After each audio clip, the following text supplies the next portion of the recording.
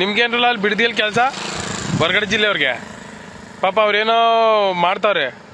ಅವ್ರಿಗೆ ಇಷ್ಟ ಇದ್ರೆ ಜಮೀನು ಕೊಡ್ತಾರೆ, ಇಲ್ಲದೆ ಇದ್ರೆ ಅವ್ರು ಹೋರಾಟ ಮಾಡಿ ಉಳ್ಸ್ಕೊತಾರೆ.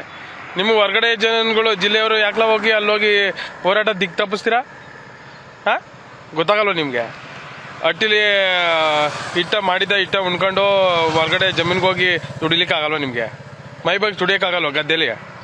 ಏನು ಇಲ್ಲಿಂದ ಅಂಟ್ಕೊಡ್ತಾರೆ ಅದಕ್ಕೆ ಬಿಡದಿಗೆ ತಗೊಳಪ್ಪ. ನಾನು ಏನು ಇನ್ನು ಸೋಷಿಯಲ್ ಮೀಡಿಯಾದಲ್ಲಿ ಮಿಂಚ್ಬೇಕೆ? ಹಾಂ, ಗೊತ್ತಾಗಲ್ವಲ್ಲ ನಿಮಗೆ? ಹೋಗಿ ಇನ್ನು ಮುಂದಕ್ಕೆ ಬಿಡದಿಗೆ ಕೊಡ್ತಾರೆ ಬಿಗ್ಗಿಗೆ ಹೊರಗಡೆ ಅವ್ರು ಏನಾದ್ರು ಹೋದ್ರೆ. ಏನು ಕೆಲಸ ಇಲ್ಲದೆ ಹೊಂಟ್ಬಿಡ್ತಾರೆ ಅತ್ತಾಗ ನೇಮ್ದಿಗೆ. ಏನಿಲ್ಲ, ಹೆಂಗೋ ಹೋರಾಟ ಅಂತ ಅಂದ್ಕೊಂಡು ಅಲ್ಲಿ ಓಡಾಡ್ಕೊಂಡು ಬಂದರೆ ಆಯ್ತಲ್ಲ. ಧ್ಯಾನಿಂಗ್ ಜನ ಕೊಟ್ಟೆವ್ರು ಸೇರಿ ನೀವು ತಾನಿಯಾ? ಹಾಂ, ಅವ್ರಿಗೆ ಇಷ್ಟ ಇದ್ರೆ ಕೊಡ್ತಾರೆ ಕಂಡ್ರಲ್ಲ. ನಿಮ್ಗೆ ಯಾಕಲ್ಲ, ನೀವು ಯಾಕಲ್ಲ ಇಷ್ಟೊಂದು ಟೆನ್ಷನ್ ಮಾಡ್ಕೊಂಡಿರಿ?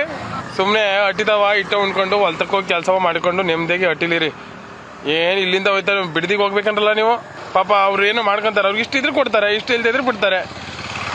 ಇಲ್ಲಾಂದರೆ ಹೋರಾಟ ಮಾಡ್ಕೊಂಡು ಜಮೀನು ಉಳಿಸ್ಕೊತಾರೆ. ನಿಮ್ಗೇನಲ್ಲ ಹೋರಾಟ ದಿಕ್ಕು ತಪ್ಪಿಸಿರೆ ಹೋಗಿ ಇನ್ನು ಮುಂದಕ್ಕೆ ಬಿಡದಿಲ್ಲಿ ಸರಿ ಕೊಡ್ತಾರೆ ಏಟ. ಹೊರಗಡೆ ಜಿಲ್ಲೆಯವ್ರು ಏನಾರು ಹೋಗ್ಬೇಕು, ಅವ್ರ ಪಾಡಿಗೆ ಅವರು ತಾಲೂಕಿನವರು ಅವ್ರು ಬಿಡದಿಯವರು ಹೋರಾಟ ಮಾಡ್ಕೊತಾರೆ. ಪಾಪ ಅವ್ರ ಕಷ್ಟ ಅದೇ, ಅವ್ರು ಬೇಕು ಅಂದರೆ ಮಾಡ್ತಾರೆ, ಬೇಡ ಅಂದ್ರೆ ಬಿಡ್ತಾರೆ.